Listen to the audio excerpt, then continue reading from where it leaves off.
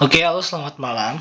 Kali ini kita akan melanjutkan pembahasan. Nah, kali ini eh, kakak sudah sediakan beberapa soal gabungan ini ya dari PK, kemudian PM, ya, dan juga PU ya. Nah, PU-nya juga ada yang hitungan, ada yang sedikit tentang penarikan kesimpulan. Oke, tanpa berlama-lama kita langsung bahas aja pembahasan soalnya ya. Oke, nah di soal yang pertama ini, sahabat ABC mengumpulkan uang untuk D yang sedang sakit. Oke, nah kemudian ini iurannya A tambah B itu 85.000, B tambah C 60.000, dan iuran A tambah C 75.000. Berapakah jumlah iuran ketiganya? Nah ini untuk mencari berarti A ditambah B ditambah dengan C, ya. Kita nggak perlu nyari A tambah B berapa, A tambah C-nya berapa gitu ya. Nah ini langsung aja kita jumlahin semua di sebelah kiri, karena nanti ini akan menghasilkan A, B, C gitu ya. Coba kita jumlahkan. Ya, ini kan A-nya ada 2 nih, berarti jadi 2A, kemudian jadi 2B, kemudian dengan 2C, sama dengan ini totalnya 5 tambah 5, 10 naik 1, 9, 15, 22 ya, berarti 220.000. Nah, kemudian kita mau cari kan cuma A tambah B tambah C, ya udah semuanya dibagi 2 aja nih, kedua ruas. Berarti A ditambah B ditambah C sama dengan 220.000, kita bagi dengan 2, jadinya 110.000. Nah, sip. Ya, jadi bisa kamu eliminasi juga ya. Misalkan kamu punya A tambah B-nya itu udah dapat 85.000. Kemudian untuk mencari C, kamu eliminasi yang pernyataan 2 dan 3. Boleh juga ya. Ini caranya bebas. Oke, lanjut. Suatu hari pabrik bata membuat 840 batu bata. Ternyata jumlah ini ya, jumlah tersebut yang dimaksudkan 840. Nah, 840 ini katanya merupakan 40% kurangnya dari target harian pabrik tersebut. Jadi gini, maksud kata-kata ini tuh, si 840 ini kurang 40% lagi gitu ya. 40% kurangnya dari target itu artinya kurang 40% lagi untuk mencapai target, teman-teman. Jadi 840 ini sebetulnya kurang berapa? Kurang 40% lagi dari target. Ya gitu. Nah, berarti kalau secara logika dengan kata-kata ini 840 itu adalah kurang 40% lagi dari target. Berarti si 840 ini berapa persennya? Berarti si 840 ini merupakan 60 persennya dari si target. Misalkan aja targetnya itu X gitu ya. Kan 840 ini adalah 40% kurang ya. Jadi kurang 40% lagi nih supaya mencapai target. Target yang dimaksud kan 100% ya. Jadi kurang 40%. Berarti si 840 ini berapa persen? Berarti 60% gitu ya. Karena dia kurang 40 lagi. Kan kalau 60% kurang 40% lagi ya. Gitu untuk mencapai 100%. Jadi kita bisa tuliskan 840 ini merupakan atau sama dengan 60% dari target ya. Jadi dia kurang 40% lagi. Nah, kita mau cari X-nya gitu kan. Nah, ini gampang aja sebetulnya 840 ya, 60% itu kan 60 per 100 gitu ya. Nah, kita kali silang ya. Berarti X sama dengan ini yang bawah ke atas, yang atas ke bawah gitu. Jadinya 840 dikalikan dengan 100, kemudian dibagi dengan 60 gitu ya. Berarti kita tuliskan 840 ya dikalikan dengan 100. Nah, 100 dibagi dengan 60 gitu kan. Berarti kita coret aja nolnya 1. 84 dibagi 6 itu jadinya berapa? Nah, 14 ya, benar nggak? 14 ya. 14 dikali 100 berarti targetnya itu adalah 1400 gitu ya. Jadi langsung aja jawab opsi yang B. Oke. Lanjut lagi ke soal yang ketiga. Oke. Nah, ibu membuat bakso nih ya. Oke, ini bakso ya. Bakso ini perlu perbandingan. Nah, untuk membuat bakso ya gitu ya. Kita simpel aja tulis. Butuh 8 bagian tepung ya. Tulisnya perbandingan ya, 8 bagian tepung, 3 bagian bumbu, bumbunya 3 bagian, kemudian 9 bagiannya daging gitu kan, daging. Nah, berarti ini 9 gitu. Ini perbandingan dari tepung, bumbu, dan daging. Kalau misalkan si tepungnya itu 2 kg ya. Misalkan si tepungnya ini 2 kg. Oke. Oke, ini 2 kg. Maka berapa bumbu dan daging? Gitu ya, ini 2. Nah, sebenarnya bisa pakai perbandingan gitu ya, atau cara cepatnya adalah dari perbandingan ini kan sebenarnya dikali 4 sini ya. Atau dari perbandingan ke yang aslinya ini dibagi 4. Ya udah, ini 3 bagi 4 juga gitu. Jadi 3/4 kan 0,75 kilo ya. Kemudian juga sama dibagi 4, berarti 9 bagi 4 kan 2,25 kilo. Berarti bumbunya itu adalah 0,75 kilo dan dagingnya 2,25 kilo ya. Jawabannya yang opsi A. Oke, lanjut lagi dengan yang 4. Nah, keluarga Pak Adi menghabiskan 30 liter beras selama 10 hari. Nah, ini kita bikin ke dalam 1 hari aja supaya mudah teman-teman ya. Jadi, kalau misalkan dalam 1 hari ya gitu ya. Si Pak Adi ini ya, Pak Adi itu menghabiskan berapa liter? Berarti 30 liter dibagi 10 liter, berarti 3 ya. 3 liter per hari gitu. Kalau misalkan si Pak Budi 25 liter dibagi 6 hari, berarti 25 liter per 6 ya, dalam 1 hari gitu ya. Ini untuk Pak Budi. Nah, jika kedua keluarga ini hidup rukun dan saling berbagi ya, saling berbagi beras, maka 129 liter cukup untuk memenuhi mereka dalam, berarti ini kan mereka joinan gitu ya, berarti joinan beras gitu ya. Oke, berarti dalam 1 hari kita tambahkan nih 3 ditambah 25 per 6 gitu kan. Ini kali sini jadi 18 ya, ini kali gini 18 tambah 25 pernya udah sama, berarti jadi 43 ya, 43 per 6 liter ini dalam waktu 1 hari ya, mereka berdua pakai bareng gitu. Nah, berarti kalau misalkan 129 liter itu cukup berapa hari? Ya tinggal kita bagi gitu kan. 129 liter dibagi dengan 43 per 6 liter itu ya. 6-nya naik ke atas, berarti 129 per 43, 6-nya naik ke atas. Ini bagi ini kita dapatkan 3 teman-teman ya. 3 kali 6 berarti 18 hari. Oh, berarti 129 liter ini akan habis dalam waktu 18 hari untuk Pak Adi dan Pak Budi joinan memakan beras gitu ya, memakan nasinya gitu ya. Oke. Lanjut ke soal selanjutnya. Informasi berikut cukup untuk menjawab pertanyaan nomor 5 dan 6. Oke. Di sini ada tim marketing 2 toko swalayan telah merencanakan kegiatan promosi menjelang hari raya gitu kan. Bentar. Nah, kemudian jenis barangnya itu sama persis ya. Jadi ini ada proses promosinya. Yang pertama adalah Chonel gitu ya. Kemudian Zaro. Chonel ini menjual baju X seharga 450.000 diskon 20%. Coba kita hitung harganya ya. Kalau dia dipotong 20%, berarti harganya tinggal berapa? 80% ya, atau 80 per 100 dikali harga yang awalnya. Nah, jadi berapa nih? Ini jadi 360.000 ya, teman-teman. Oh, ini harga setelah diskon nih. Dipotong 20%, jadi harganya tinggal 80%. Sedangkan si Zaro ini, dia harganya 500.000, tapi diskon 40% untuk pembelian baju kedua dan seterusnya. Jadi untuk pembelian pertama, baju Zaro ini dia nggak dapat diskon dulu ya, gitu. Jadi untuk pembelian kedua dan seterusnya, baru dia dapat diskon. Diskonnya 40%, berarti dipotong 40%, tinggal berapa? 60%, betul. Kita kalikan dengan 500.000. Ya, berarti jadinya 300.000 harganya ya. Nah, jika Satria membeli 3 baju X, manakah toko yang memberikan total harga lebih mahal dan berapa selisihnya? Oke, kalau misalkan yang Chonel ya gitu.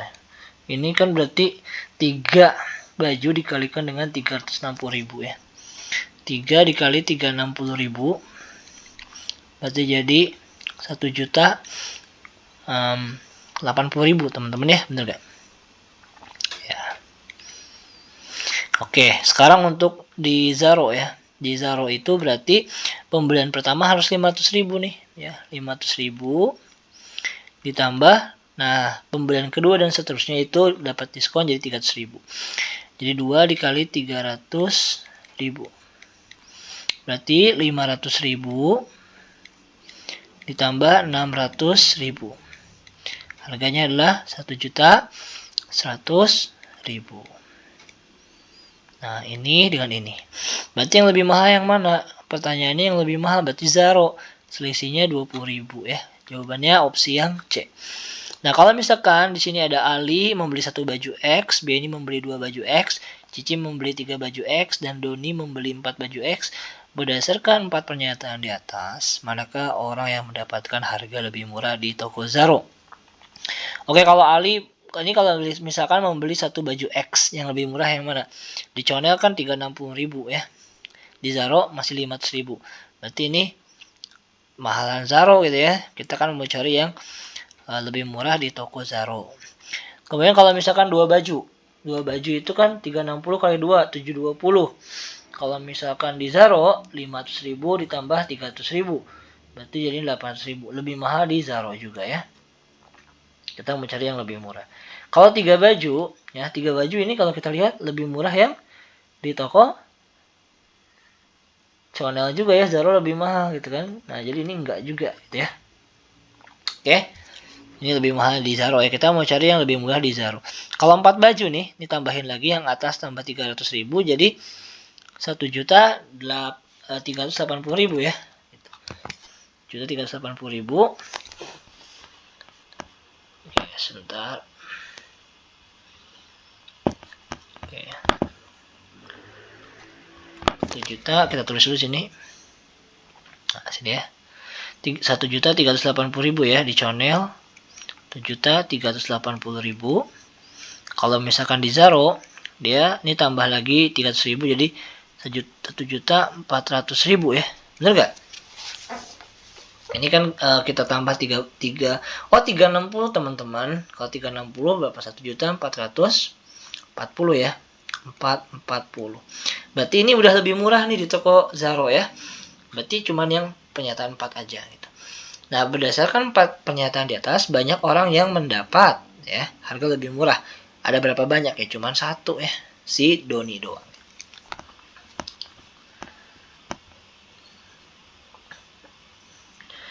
Oke, diketahui koordinat P 1,-3, kemudian Q-nya itu 4,6 dan T-nya itu 1,-1, R 5,-1 dan U 4,3. Luas segitiga UTR.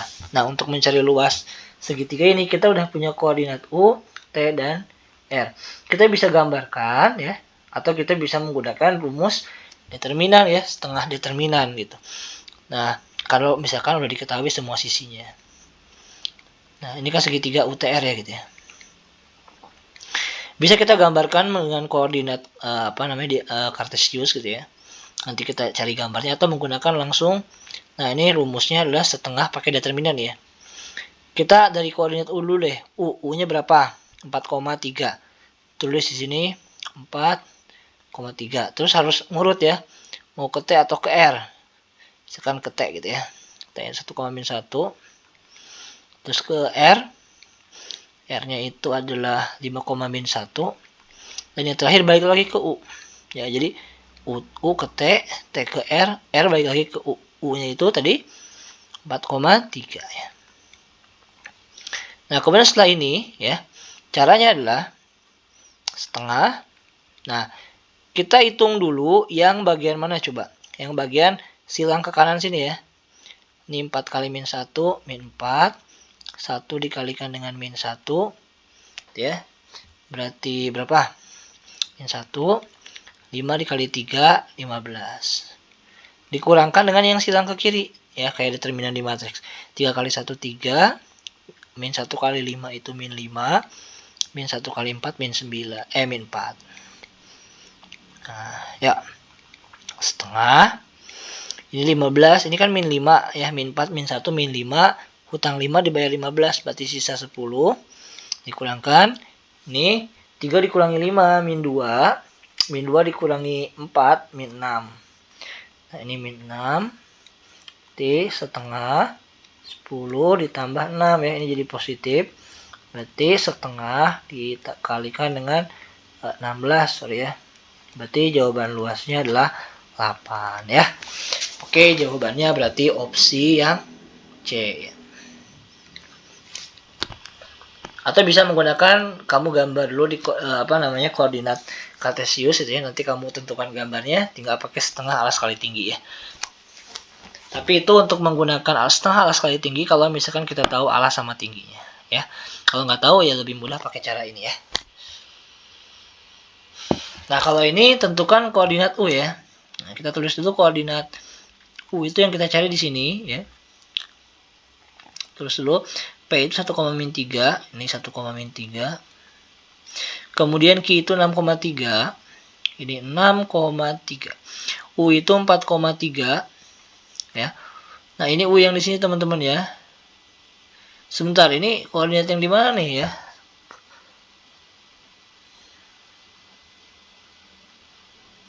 Oh, mungkin ini maksudnya X teman-teman ya. Kita ganti aja ini X ya. Ini 4,3.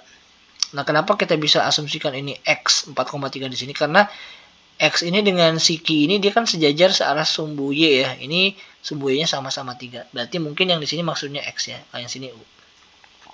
Kemudian L-nya itu 5,-1. Ini 5,-1. Nah, tadi P-nya berapa ini? Oh, hilang ya. Tadi perasaan ada deh. Ya udah deh, tulis lagi deh. T-nya 1,-1.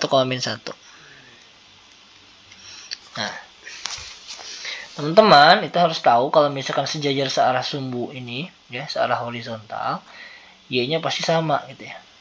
Y sama.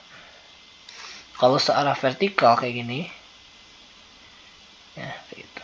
Itu X-nya yang bakalan sama ya. Koordinat X-nya sama.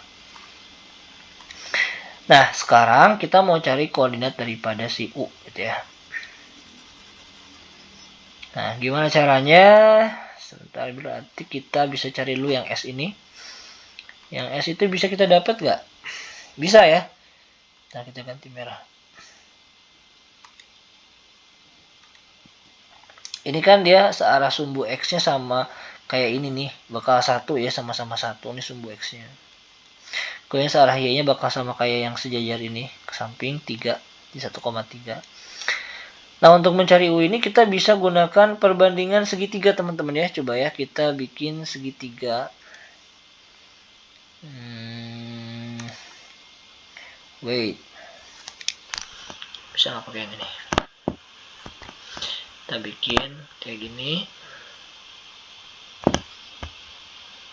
Yang kayak gini. Kok hilang?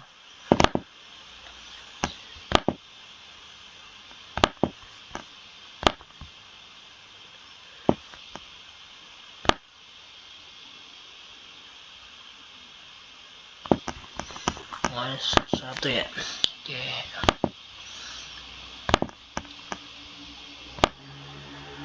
Sini. Oke. Nah, terakhir yang kesini nih. Nah, bener gak? Ya, ini kan sebangun ya, segitiga yang kecil sama yang besar tuh sebangun. Tinggal kita tentuin apa ya coba? Tentuin jaraknya. Bener gak? Ini kesininya berapa, ini kesini berapa gitu. Bisa nggak?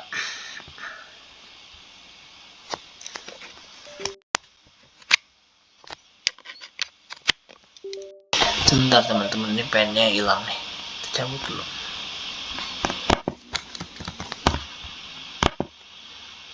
Nah, oke. Oke, berarti caranya seperti ini nih. Oke. Yang ini kan tadi kita tulis sebagai U ya. Ini S, ini itu T. Tebal banget ya. Bisa nggak kita tipisin dulu sebentar? Nah, ini deh. Ini T, kemudian ini R, ini X ya berarti ya. Ini R, ini X. Nah, ini ke sini jaraknya berapa? Lihat aja nih, sumbu X-nya yang beda ya. 1 ke 5 nih. 1 ke 5 jaraknya 4. Kemudian S ke T, lihat sumbu Y-nya. Min 1 ke 3, coba jaraknya berapa dari min 1 ke 3? Jaraknya 4 ya. Kemudian ini juga kita bisa cari nih, yang S ke X ya, ini sumbu X-nya dari 1 ke 4, berarti jaraknya 3. Nah, yang ini kita misalkan saja sebagai R kecil gitu ya. Kita mau cari ininya kan ya, jaraknya berapa. Coba teman-teman lihat segitiga yang kecil di sini. Nah, ini yang kecil sama segitiga yang besar. Kita bandingin ya. Tingginya dulu yang kecil ya. Tinggi yang kecil R, tinggi yang besar ini R ditambah 4 ya. Kan? Sama dengan alasnya yang kecil sekarang. 3 dibagi dengan alas yang besar 4. Kali silang yuk. Berarti 4R sama dengan, kita tebalin dikit. Berarti 4R sama dengan, dikali ke sini 3R ditambah 12 ya. 3R ditambah dengan 12. 4R. Pindah ke sini 3R-nya jadi R sama dengan 12. Berarti R-nya itu jarak ini 12 nih. Jarak ini ke sini 12. Berarti koordinatnya berapa? Ini kan depannya pasti 1 nih. Karena sejajar sumbu X-nya. Nah, kemudian dari koordinat 3, jaraknya 12 naik ke atas. Berarti ini pasti jadi 15 ya. Jawabannya yang C.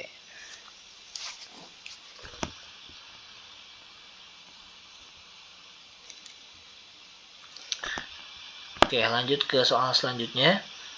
Nah, ini masih gambar yang sama nih. Berapakah? Oh, ini luas ya. Ini luas UTR-nya gitu. Yang cari tadi belum ketulis. UTR kan yang tadi ya. Ini X. UTR. Luasnya berarti setengah alas kali tinggi. Alasnya itu tadi berapa? T ke R jaraknya 4 tadi ya. Tingginya ini ke sini berapa? Coba kita lihat.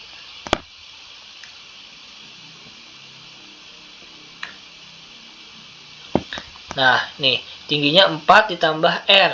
R-nya kan tadi 12. 4 tambah 12, 16.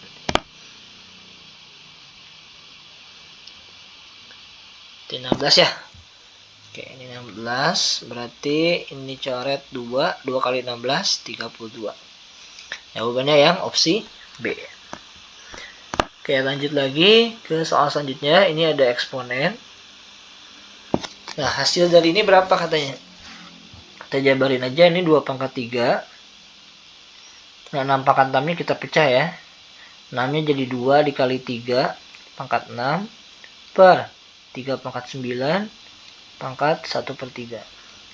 Kenapa kita pecah jadi 2 sama 3? Supaya nanti basisnya sama nih.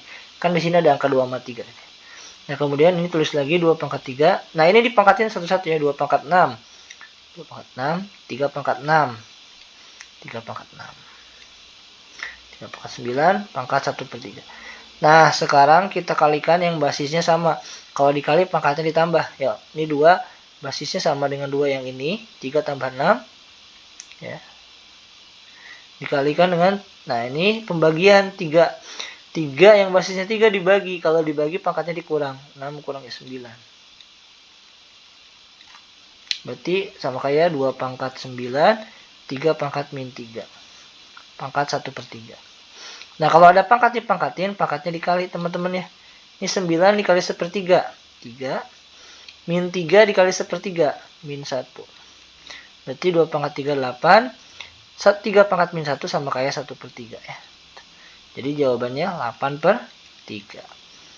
Opsi yang B. Nah, di sini diketahui segi 4 ABCD, siku-siku di D. Ya.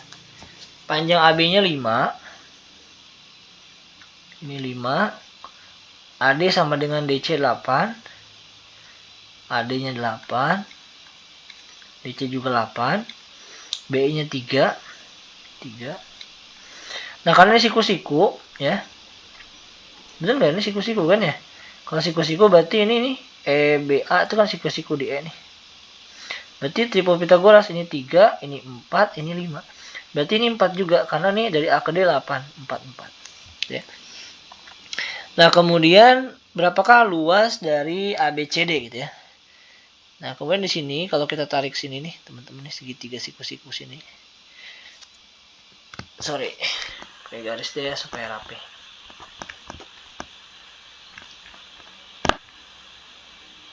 Kita tarik. Coba kita pakai ini shape.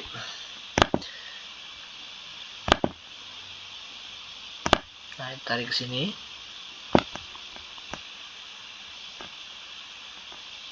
Ya.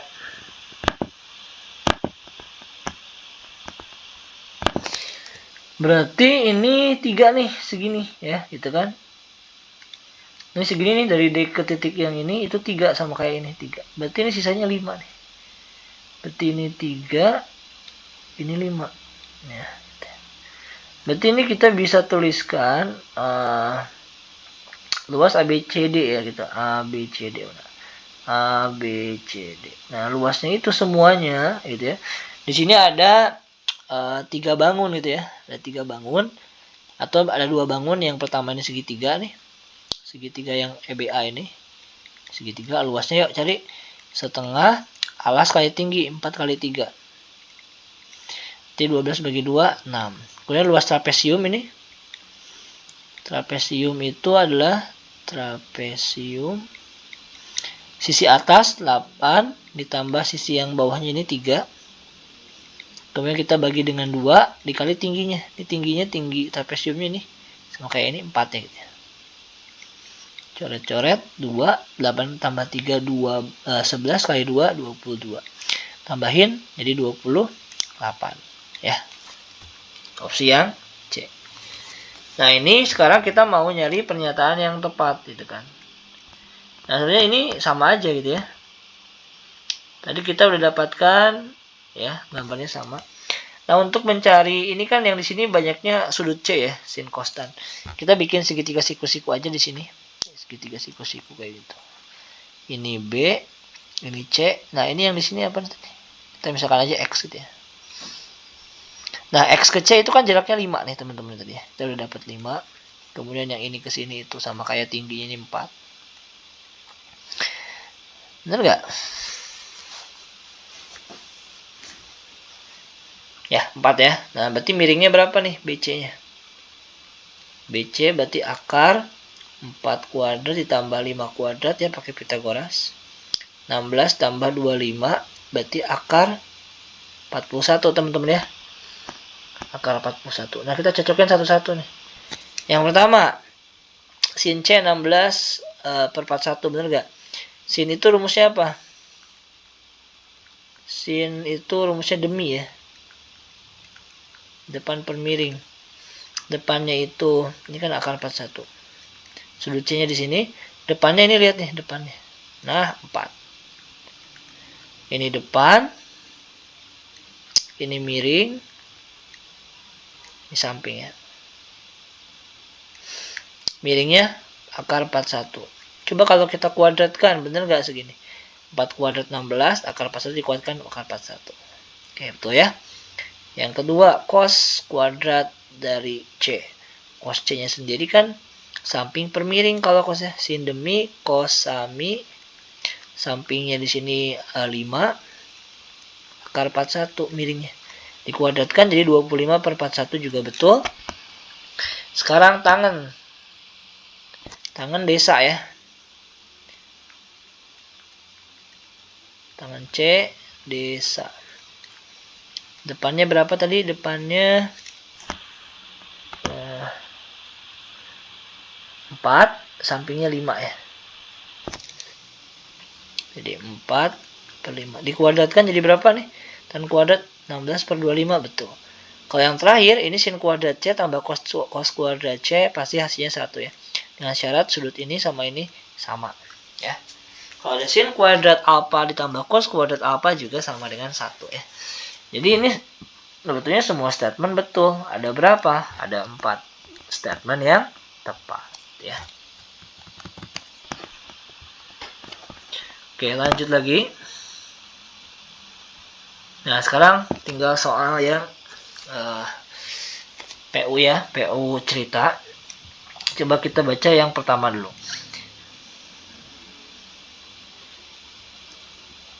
Semua editor majalah ya, sekolah di kota X mendapat pelatihan kualitas desain media tulis. Kemudian beberapa editor yang mendapat pelatihan peningkatan kualitas desain media tulis memiliki pengalaman lebih sedikit daripada editor lain yang sudah profesional. Oke, jadi di sini menceritakan bahwa semua editor majalah sekolah di kota X itu mereka semua dapat pelatihan, gitu ya. Terus dari yang mengikuti pelatihan tersebut beberapa berarti ya, itu memiliki pengalaman yang lebih sedikit daripada editor lain yang sudah profesional, gitu ya. Nah, berdasarkan informasi di atas, manakah simpulan berikut yang paling benar? Oke, jadi kita mau nyari simpulan. Yang pertama, untuk mencari simpulan itu harus mewakili semua premis atau semua wacana, gitu ya. Jadi ingat, beda pernyataan yang tepat dengan simpulan. Kalau pernyataan yang tepat ya, itu bisa saja kita ambil atau kita kutip dari salah satu statement yang ada di premis atau di wacana. Tapi kalau namanya simpulan, itu harus mewakili isi ya, gitu ya. Nah, berdasarkan informasi di atas, manakah simpulan berikut yang paling benar? Kita lihat sebagian editor majalah sekolah di kota X memiliki pengalaman lebih sedikit daripada editor yang sudah profesional. Nah, ini sebetulnya kan ada kata-kata semua gitu ya. Kemudian di sini ada kata-kata beberapa gitu ya. Nah, biasanya kalau dari premis pertama semua, kemudian premis yang kedua itu beberapa ya. Biasanya di kesimpulan juga bakal beberapa atau sebagian. Nah, di sini jelas mengatakan sebagian editor majalah sekolah di kota X ini memiliki pengalaman yang lebih sedikit gitu ya. Benar nggak? Dari editor lain yang sudah profesional ya. Jadi ini mewakili kedua premisnya. Yang pertama itu menjelaskan editor di sekolah X, di kota X, ini di kota X juga. Dan beberapa editor juga katanya mendapat pelatihan ini memiliki pengalaman lebih sedikit. Nah, beberapa editor yang dimaksud ini ya beberapa editor yang ada di kota X gitu ya. Oke, ini masih betul ya. Yang kedua, sebagian editor yang mendapat pelatihan peningkatan kualitas dengan media tulis tidak berpotensi menjadi editor majalah sekolah. Yang pertama di sini tidak ada kota X gitu ya. Kemudian juga di sini tidak berhubungan ya dengan yang mengatakan ini tadi apa nih, memiliki pengalaman lebih sedikit daripada editor yang profesional. Jadi ini konteksnya lebih ini bisa menjadi kemungkinan ya atau pernyataan yang mungkin, tapi tidak bisa kita ambil sebagai simpulan karena tidak mewakili premis atau wacana di sini. Berarti salah ya.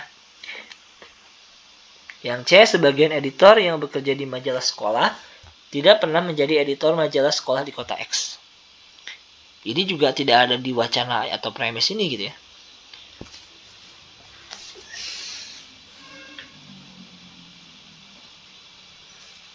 Oke, sebagian editor yang mendapat pelatihan peningkatan kualitas desain media tulis memiliki pengalaman lebih sedikit daripada editor lain profesional. Ini nggak ada keterangan kota X ya, ini sebagai editor di mana gitu kan.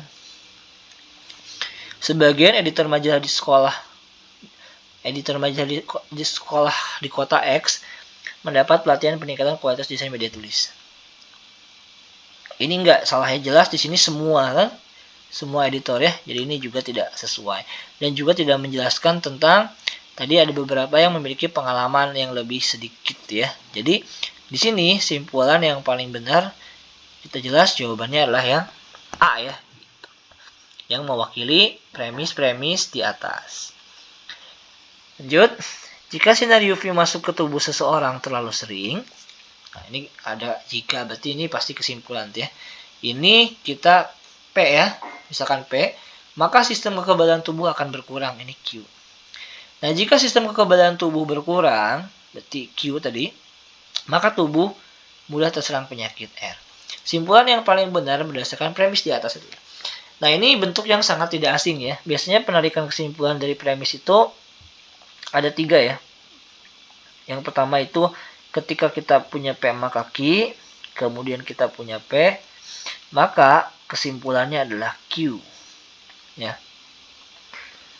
Kemudian kalau kita punya P maka Q, kemudian kita punya statement negasi Q, ya, atau kebalikan dari Q, maka kesimpulannya adalah negasi dari P gitu ya.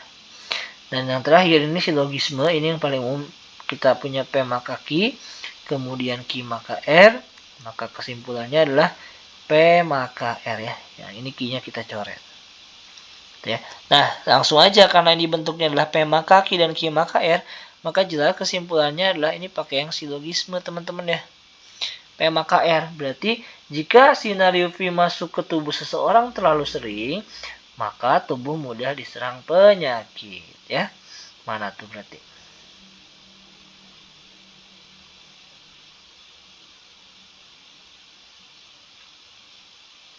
Nah, opsi yang D ya. Jika sinar UV masuk ke tubuh seseorang terlalu sering, maka tubuh mudah terserang penyakit ya. Gitu. Jadi langsung PMKR aja ya, tanpa pusing, langsung opsi yang D ya. Mengikuti pola penarikan kesimpulan daripada silogisme. Nah, sekarang ini kan masih sama dengan soal sebelumnya ya. P maka Q, kemudian Q maka R. Tadi pakai silogisme apa penarikannya? P maka Q, Q maka R. Maka kesimpulannya adalah P maka R ya. Nah, pernyataan yang ekuivalen dengan simpulan premis di atas. Ekuivalen itu adalah senilai gitu ya. Senilai. Nah, mana yang ekuivalen dengan bentuk seperti ini? Jadi ada dua ya, yang senilai atau ekuivalen. Nah, ini bisa dibuktikan dengan tabel kebenaran ya. Nanti teman-teman menggunakan tabel kebenaran di logika matematika.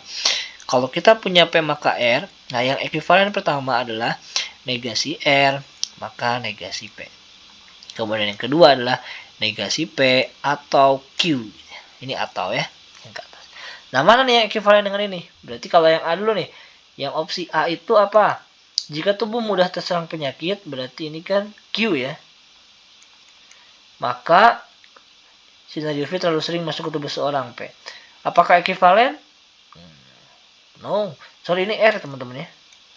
R maka P apakah ekuivalen ada di sini? Enggak ya. Ini enggak ekuivalen dengan P maka R ya. Jadi P maka R dengan R maka P itu tidak ekuivalen.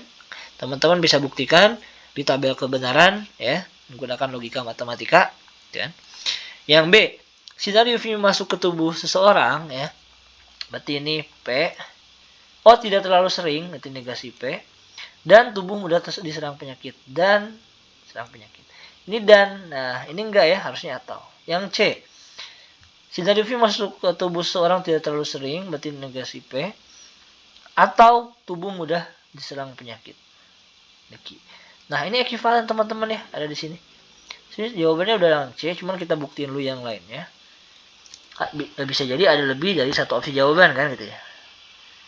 Yang D, jika sinar UV masuk ke tubuh seorang tidak terlalu sering. Berarti negasi P, maka sistem kekebalan tubuh tidak akan berkurang. Negasi Q. Sorry teman-teman, ini R ya tadi ya. Bener gak sih ini R ya? R kan tadi diserang penyakit R ya. Ini juga harusnya R ya. Karena ini R kan di sini. Bukan Q. Nah, berarti ini nggak ekuivalen juga ya. Jadi P maka R itu nggak ekuivalen dengan negasi P maka negasi R.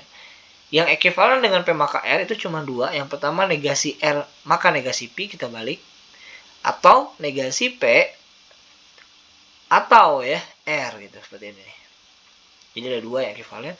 Yang E, ada lebih dari satu opsi jawaban. Nah, ternyata yang C doang ini salah juga. Jadi jawabannya jelas ya, opsi yang C. Oke, barangkali itu yang bisa kita bahas ya. Mudah-mudahan bermanfaat. Kita tutup. See you di next video.